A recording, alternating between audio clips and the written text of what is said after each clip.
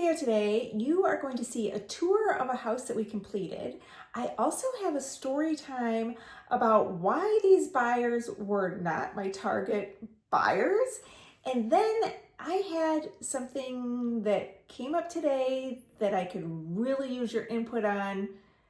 I'm kind of embarrassed, but I'm going to let you tell me what you think of this. If any of these subjects interest you the most and you want to just jump ahead, use the chapters bar below and get to that part.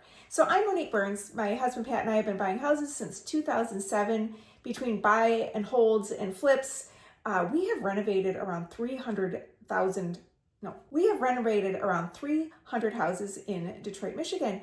And we have a new way that we are doing it now, and we have financial partners. So let me tell you how this works. And this tour today is one of these deals. The buyer is buying the house from the distressed seller. So there's a lot of distressed sellers in Detroit. They have different issues going on. They need to get out of their house. And so they sell their house for a low price because it usually needs a lot of work. And that low price is anywhere between $25,000 to $50,000, depending on how much work the house needs and what's going on with that house. So the buyer will buy it from the distressed seller, and they will pay us the difference up to $90,000, and that is the end price. This is really good for the end buyer because they have one final price. Now, if they were to buy a distressed house and go out and find a construction company for hire, that construction company would give them a quote, an estimate, and then they get into it and things happen, and then the estimate changes. But our deal is, here's the end price. And it's nice because it comes with, it's like the whole package. I'm the real estate broker in the beginning. I'm doing the real estate transaction. My husband runs the crews out there that are doing the renovation. And then we have a property manager that works with our houses specifically. The whole thing is a nice, smooth transaction. So I said I had a story time about the buyers of this house that you're going to see a tour of. I'm very surprised that they bought this house. I'm happy. I'm not complaining. But I'm very surprised. A typical buyer will look at my house and say, gosh, it looks really good. What a great deal. I would love to buy it. But then they see other houses that look the same as mine for less money. And they say, well, I'm going to buy the one that's cheaper. I mean, that's only natural, right? So they buy the one that's cheaper. Let's say they bought one for $75,000. They find out one way or another that was never a $75,000 house. That turned out to be a $90,000 house. And the way that they found that out was that they basically had to go to hell and back. That's what actually happens. That would be the story of my typical buyer.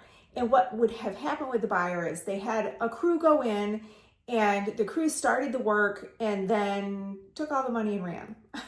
Or they were working on the house and then the house got stripped. Then they had to pay money to redo the work. Or let's say they didn't go through those disasters. Let's say it wasn't that bad, but then they had the property manager and it all looked good. The property manager had a great website. And so they're like, this is a great property manager. And the property manager had really great discount pricing. And they thought, I am such a good shopper. And they used that property manager only to learn that the only person making money is the property manager. Or they get into the house and they find out that this is a deadbeat tenant nobody can get rid of, and that's really why the seller sold the house. These are the scenarios that I hear all the time. And so my typical buyer would be somebody who's been through it and they've been beat up and they have been watching me on YouTube for over a year. That is typically what people say.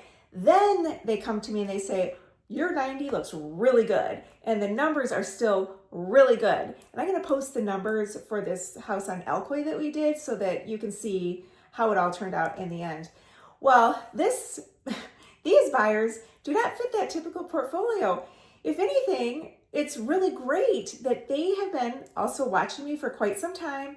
They've watched lots of my videos. They knew they wanted to invest in real estate, but they actually listened to me, I hope, that those are the bad things that can happen. There are bad things that can happen when people invest in Detroit.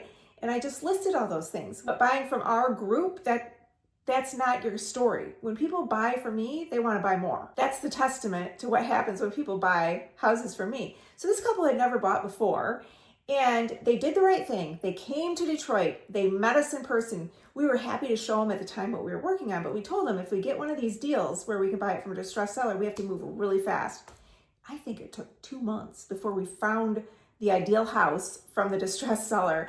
And I thought I probably lost them by now. You know, they probably just thought I was just, I don't know what. But I called them up and like, well, do you want to do it? Because I found one. And they said, yes, let's go. And so they did it. And the promise is that we finished the house in 6 to 8 weeks. And so they halfway through decided to come and book a flight and come here and check it out. Smart thing to do. They should come and check on us and check on our crew. Well, here was the problem. After 3 weeks, the house was done. And then the government shut down. And so they said, well, we don't really want to fly when the government shut down. Can you send us a video of the house completed? And I said, sure. But before I even got a chance to get in there to get the video of the house completed, the property manager had it listed and said, oh, you want to see the listing photos? Here they are. They didn't even have to ask the property manager, okay, well, you get it listed now, because that's not how it rolls with us. So that all went really, really well. So we're very excited about that. I think they're pretty happy too. So now I said, I have my embarrassing story. So I really do want your input on this. I have really enjoyed my American investors, the couple that bought this house.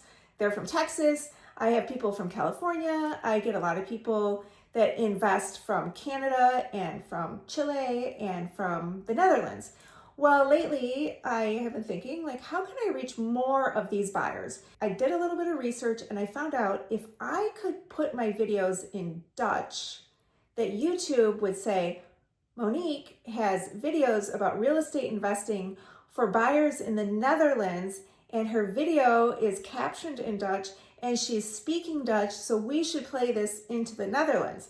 And then maybe the people in the Netherlands, even though obviously it's not going to be a perfect translation because it's AI, I can't speak Dutch, but hopefully the people in the Netherlands could read through a couple of the wonky stuff and say, wow, she must be great. She sure tries hard. If she is this good at reaching us in the Netherlands and trying to speak in our language, imagine how well she's going to manage this project for us. That's where my brain was. So I did it. And I took one of my videos, and it was about the last house that we did a turnover on. And the original video, I'll show you, it's right here in English, where I talked about all the numbers. I took that video and plugged it into AI and said, make me Dutch. And it did a really nice job. And I sent it to a couple of my Dutch buyers, and I asked them to please comment. I meant comment on YouTube, but they commented to me, and thankfully this guy didn't say this on YouTube. He said it directly to me. I want to tell you what he said, and you tell me what you think. My honest opinion is that you should just stick to English. The AI voice makes it difficult to listen to, and Dutch people mostly speak English very well, so there's no need for this. And you can expect them to speak English if they are willing to invest in the US. Can you watch it?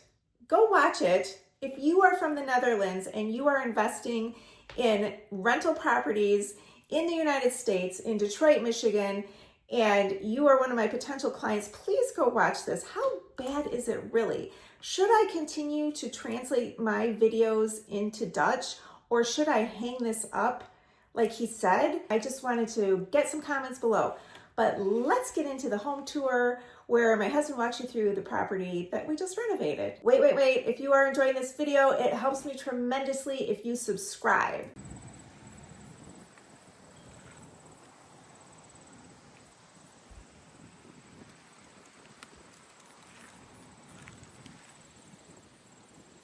All right, here we are at 19347 Alcoy.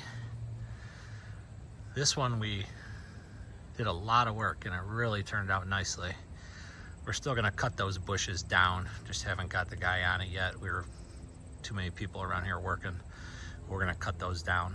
All right, let's go inside and take a look. We replaced this front slider window. We did new security doors and entry door. New entry door. So this room here was taken down to the studs. It's all new drywall,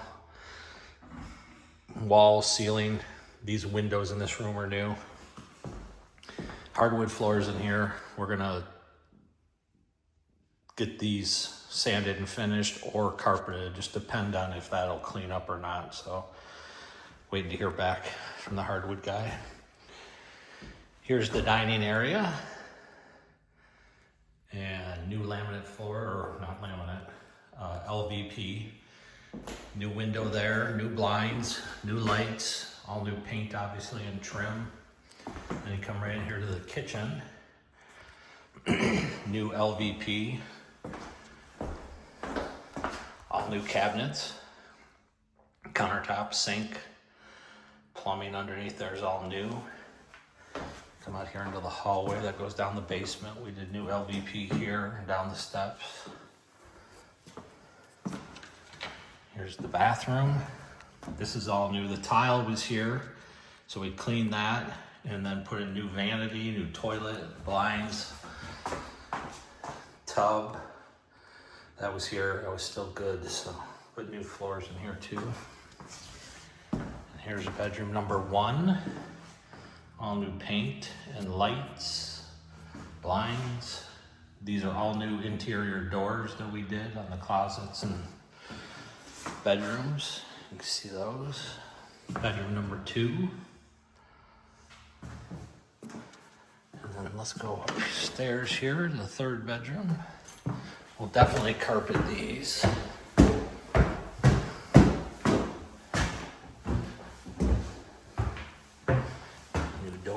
Too. And then here's the 3rd bedroom up here. New blinds, new paint. This is kind of funny looking, but it's a great big slider closet. All kinds of space in there.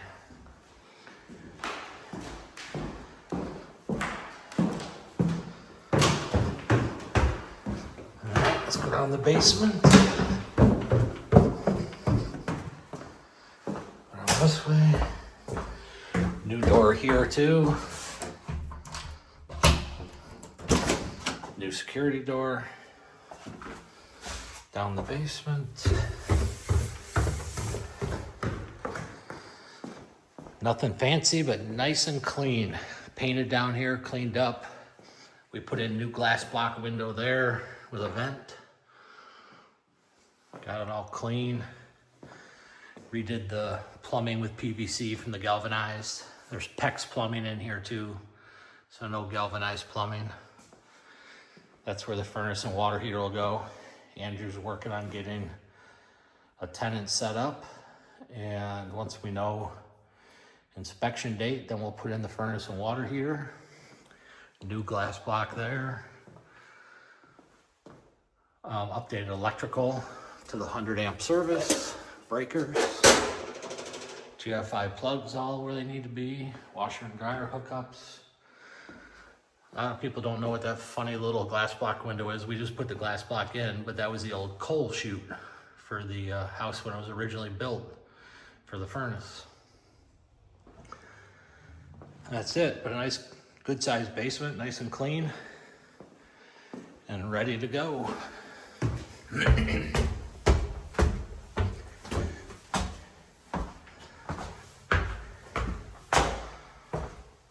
This kitchen, when we did it, or got this house, it was an L shape and just really choppy and just didn't work very well. So we gutted this and just redid everything. So there you have it, 19347 Alcoy.